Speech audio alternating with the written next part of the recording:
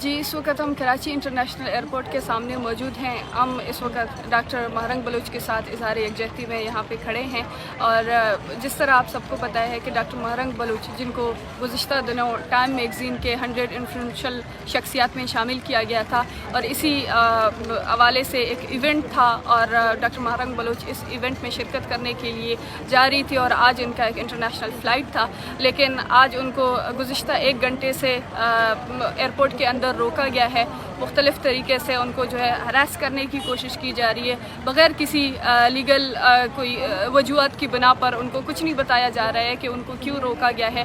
جس طریقے سے 2 مہینے پہلے مجھے روکا گیا تھا اسی ایئرپورٹ پہ اور بنا کسی ثبوت کے, بنا کسی وجوہات کے کہ مجھے کیوں روکا گیا ہے, یہی حربے ڈاکٹر مہرنگ بلوچ کے ساتھ استعمال ہو رہے ہیں.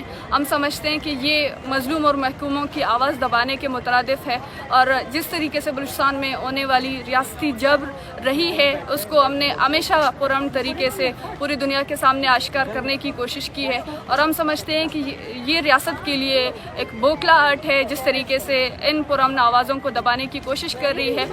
نہ صرف ہماری آوازوں کو نیشنل لیول پہ بلکہ انٹرنیشنل لیول پہ جس طریقے سے ہم نے اپنی آواز پہنچانے کی کوشش کی ہے, اسی بنا پہ ہماری آواز کو روکنے کی کوشش کی جا رہی ہے.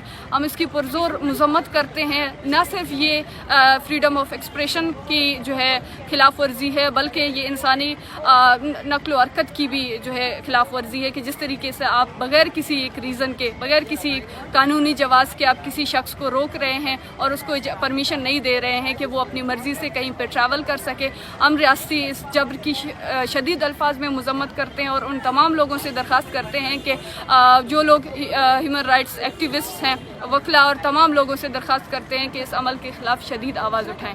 شکریہ.